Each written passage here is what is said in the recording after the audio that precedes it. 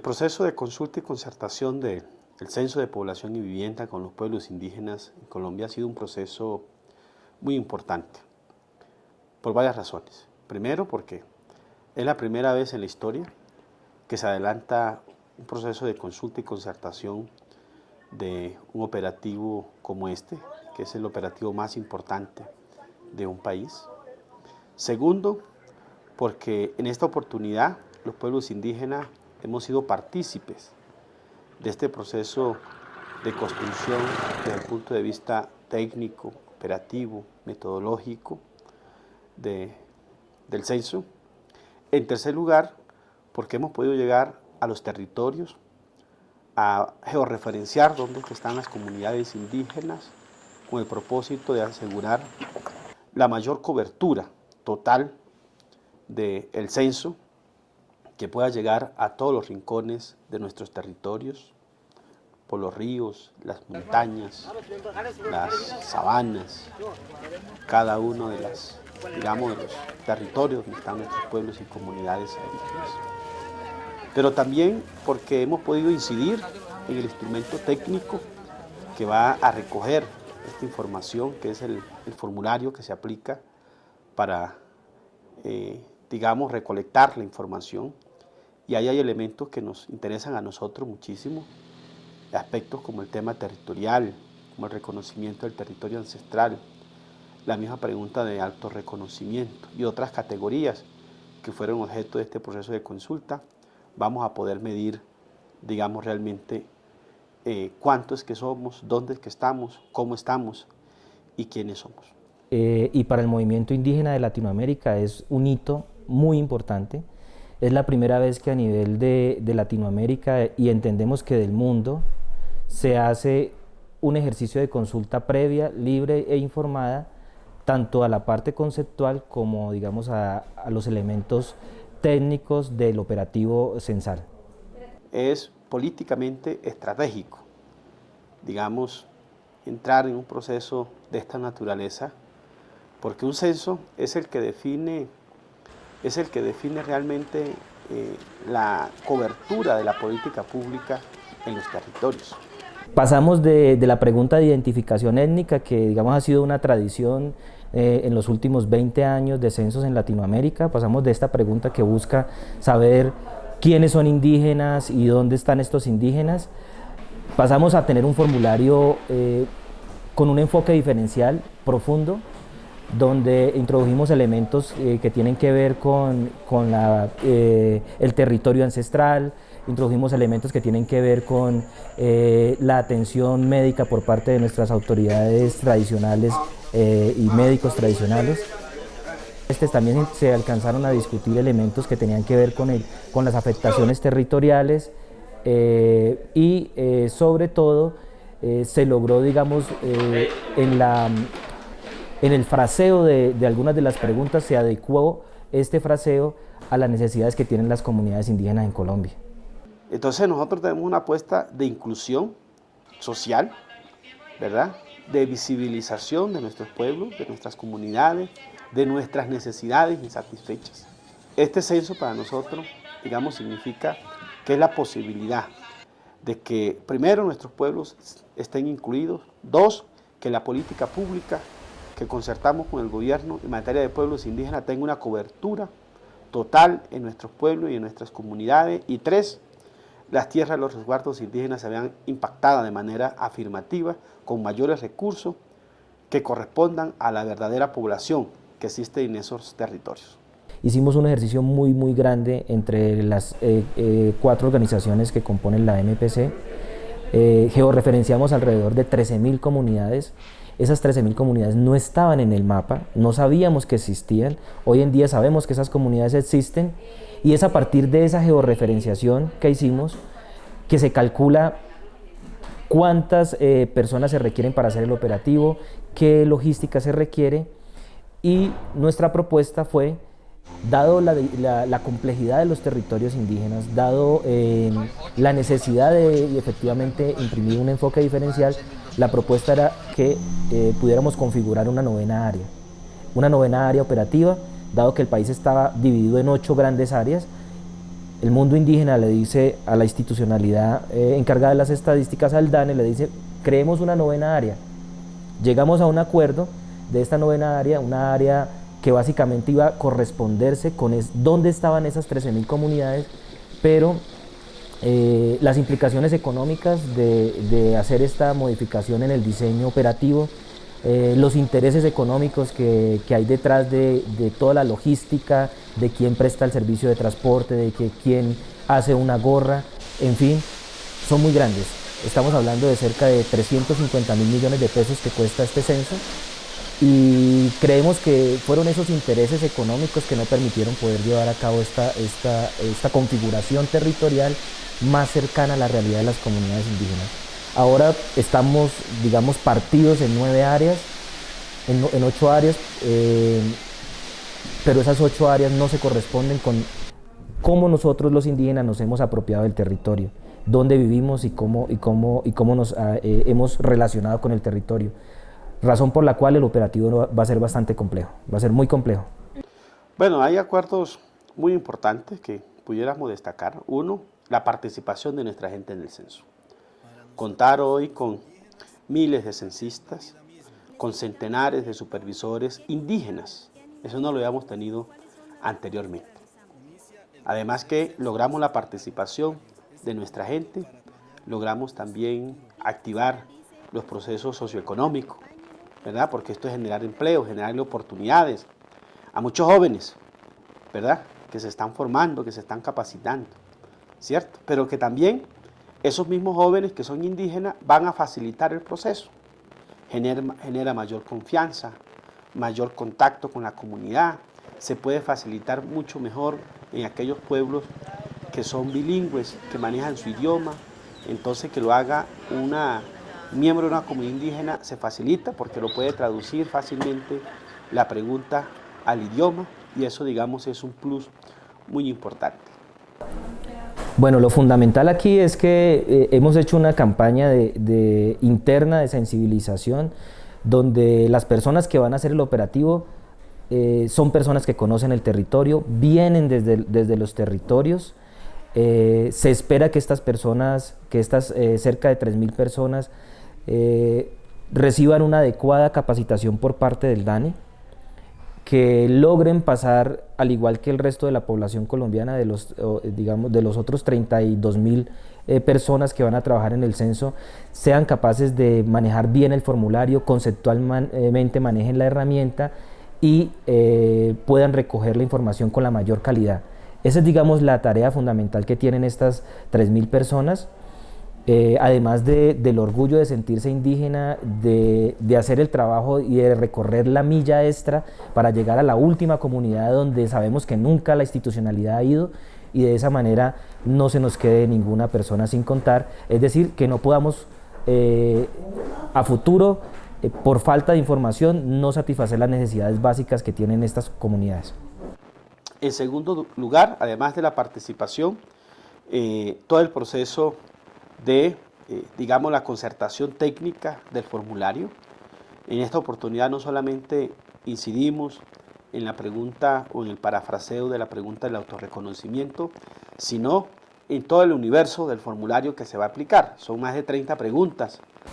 De la calidad de la información que recabemos va a depender la política pública los próximos 20 años, las proyecciones de población, el diseño, evaluación e implementación de política pública va a estar mediado por los datos que recojamos en este momento, de tal manera que el reto que tenemos, además de ser operadores, algunas de las organizaciones, necesitamos poder monitorear el día a día de este proceso censal. Es decir, en el caso de las organizaciones que componen la MPC, hemos venido discutiendo de cómo vamos a monitorear, y hemos implementado una plataforma por la cual, a partir de la web, a partir de dispositivos móviles, celulares, vamos a poder seguir el día a día de lo que pasa en el censo. Contingencias, problemas, cómo avanza, el tema de las actas de inicio y acta de cierre, que es un compromiso que ha adquirido el DANE. Cada vez que lleguen a un territorio, el DANE debe dirigirse a la autoridad territorial indígena y decirle: señor gobernador, hemos llegado a hacer el censo, venimos dispuestos a censar 1000 viviendas, venimos dispuestos a censar 1200 familias y venimos dispuestos a censar 2000 personas. Levantan un acta de inicio con las observaciones del caso cuando las haya, y antes de irse el DANE del territorio deben volver a llamar a la autoridad indígena y decirle: autoridad indígena, señor gobernador, cabildo, ya nos vamos de su territorio, le pedimos por favor y le contamos que contrastemos los datos que hemos encontrado. De las 1000 casas que íbamos a censar, solo alcanzamos a ir a 800 y van a hacer las observaciones del caso. ¿Esto para qué? Para que una vez termine el censo podamos conciliarlo, podamos equiparar las cifras que faltaron y entender qué fue lo que pasó, por qué no se llegó, poder calcular todo lo que tiene que ver con su registro, omisión y demás. El DANE, él hace, digamos, su proceso interno de monitoreo, pero nosotros, en uno de los acuerdos que también creemos que es trascendental, optamos por crear nuestro propio sistema de monitoreo, y de esa manera, una vez cierre este censo, vamos a poder, digamos, participar de una etapa de revisión de los datos y de contrastar los resultados.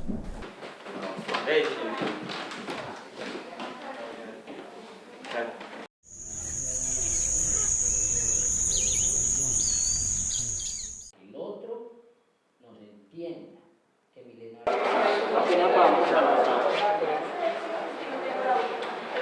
La de abril. Acaba de ocurrir un haz de energía. Hemos logrado, digámoslo en estos términos, salpicar la actitud y la voluntad de los altos funcionarios del gobierno nacional, en este caso concreto en materia de salud, y demostrarles que a través del ejercicio y la práctica de la medicina ancestral indígena podemos construir nuestro tan anhelado sistema indígena de salud propia e intercultural. Es proteger esa naturaleza, proteger ese medio y esa naturaleza y nuestro conocimiento propio. Es decir, que es el buen vivir, que el indígena viva bien. No es solamente enfermedad de salud, no, es el buen vivir. Eso es el CISPE para nosotros. También definimos los conceptos centrales del plan del cuidado para la vida colectiva. Y tenemos que el centro, que es el fin, el objeto, es el buen vivir. Tenemos armonía, equilibrio, espiral de la vida, salud, enfermedad, medicina ancestral, cosmovisión, cosmogonía, ley de origen, sabiduría ancestral, autonomía en salud, autoridad indígena, organización indígena. 6 delegados de la UNIT, 3 delegados de la UPIA, 2 delegados de la Confederación Indígena Tairón, 1 delegado de la Mesa Guayú, 1 delegado de la Organización del Chocó, 1 delegado del Gobierno Mayor y 1 delegado de AICO. Efectivamente, buenas noches, señor viceministro. Bienvenido.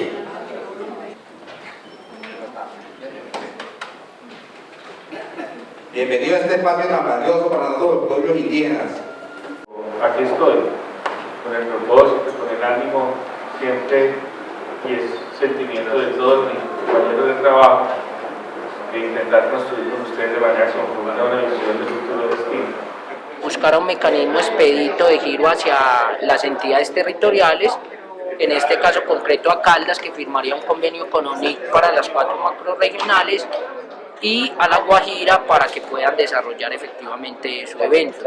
Van a explorar la posibilidad de incorporar un recurso adicional para contratar unos expertos indígenas de los pueblos que dominen el tema de la salud propia, pero que entiendan también el mensaje de la salud alopática, de tal manera que puedan acompañar la construcción final de la propuesta de capítulo étnico que esperamos se pueda presentar radicada, como bien solicitó nuestro secretario técnico Gerardo Jomín.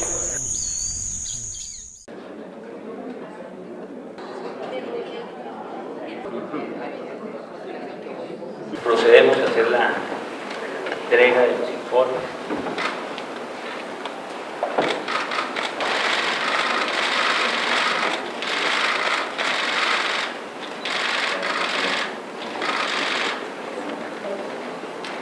Para nosotros es de verdad especialmente grato recibir hoy en la sede de la Jurisdicción Especial para la Paz al señor fiscal Néstor Humberto Martínez, a su vicefiscal, la doctora María Paulina Riveros, y al equipo que lo ha acompañado en esa ardua labor que ha venido desarrollando la Fiscalía para producir los informes que son punto de partida para el trabajo de la jurisdicción y especialmente para la Sala de Reconocimiento de Verdad y Responsabilidad.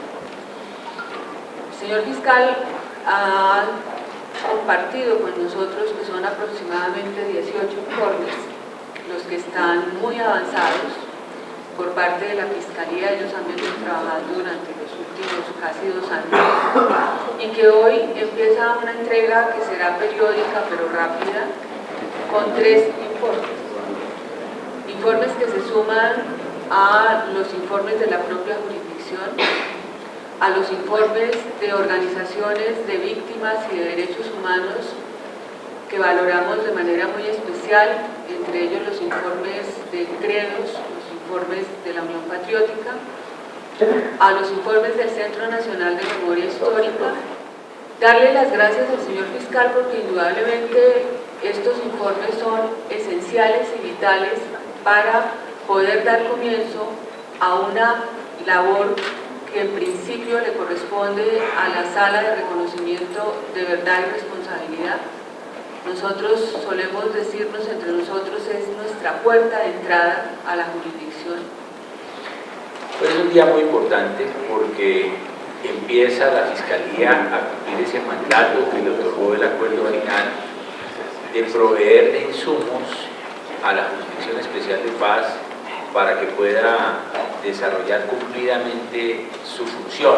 El acuerdo nos establece un marco de acuerdo con el cual nosotros tenemos que técnicamente hacer estos informes. En primer lugar, se nos impide hacer la calificación jurídica de los hechos descritos. Es decir, es una neutralidad de los relatos, de lo fáctico, para que sea la jurisdicción la que haga las calificaciones jurídicas, de acuerdo con las normas preexistentes. Por eso los señores periodistas tendrán que entender que yo no hable con nombres propios, sino con algunas frases eufemísticas a veces, pero que describen hechos. Segundo, hay una limitación en esa descripción misma de los hechos delictivos. Los informes no hacen individualizaciones de responsabilidades penales por mandato del propio acuerdo. Y finalmente hay una argumentación sobre la relación de los hechos individuales, en donde cuando hay duda, el indubio es proheb. Con esto quiero señalarle una voluntad política de la Jurisdicción Ordinaria, señora Presidenta, de entregarles a ustedes el mayor nivel de información que tiene la Jurisdicción Ordinaria, y que en aquellos casos en donde no se establece con claridad cuál puede ser la competencia real frente a esos hechos que describimos, de todas maneras se los presentamos a la Jurisdicción Especial de Paz para que podamos avanzar en esta interacción entre las dos jurisdicciones. El informe número 1, que es el inventario del conflicto armado, tiene 3 fuentes de información. Primero, los sistemas de información de la Jurisdicción Penal Ordinaria, que son el SIJUF, o sea, antes del sistema penal acusatorio, y el SPOA, que es el sistema operacional que hoy tenemos en la Fiscalía a partir de la Ley 906. La plataforma o el inventario sobre justicia y paz, Ley 975, y finalmente la base de datos Sagitario sobre extinción de dominio, de tal manera que hemos abordado todas las fuentes de información para entregarles a ustedes este inventario, que es muy completo y va a ser muy útil. En primer lugar, en lo que tiene que ver con la jurisdicción ordinaria, tenemos que darles cuenta y razón a ustedes de la existencia de 223.282 casos. Esto muestra la dimensión del conflicto armado.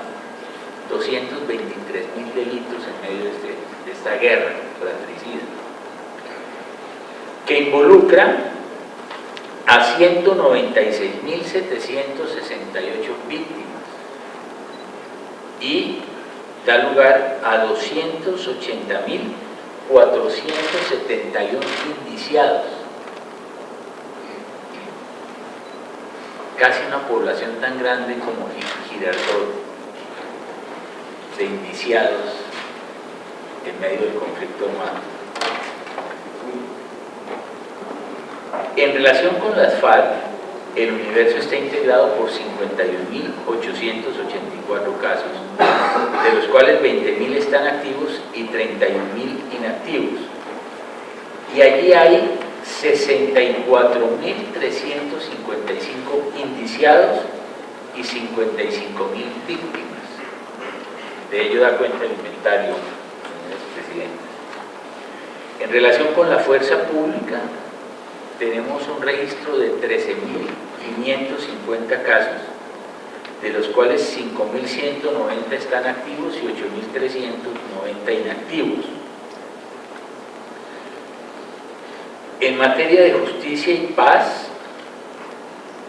el inventario total da cuenta de 73.434 hechos confesados por los postulados.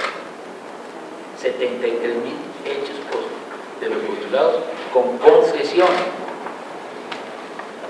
y 574.823 víctimas.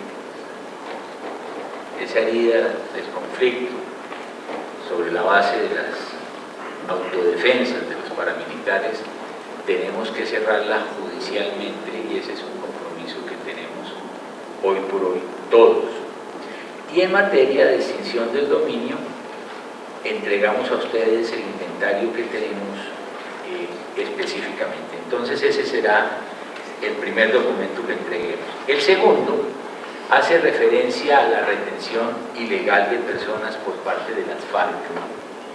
Este informe da cuenta de 6.162 investigaciones atribuibles a las FARC y 8.163 seres humanos que fueron privados de su libertad, con 4.314 procesados. El 82% de estos hechos se concentraron en los años 1994 al año 2005. La denuncia más antigua registrada en este informe data de 1977, aunque tenemos registros históricos que vienen desde la década de los 60. Tenemos que reconocer un nivel de subregistro muy alto. 8.000 casos de secuestrados, pero algunas organizaciones no gubernamentales hablan de más de 40.000 privaciones de la libertad. Y el subregistro se daba particularmente porque las víctimas de este delito no concurrían al Estado a dar cuenta del fenómeno delictivo. Óigase bien, el 74% de todas las denuncias que hoy incorporamos a este informe fueron denunciadas entre 6 y 20 años después de haber ocurrido los hechos. El informe se divide en 3 periodos. Un primer periodo de 1965 a 1993, en donde surge este delito como una fuente de financiación avalada por las cumbres de la organización guerrillera en el proceso de su plan de expansión definido en los distintos encuentros.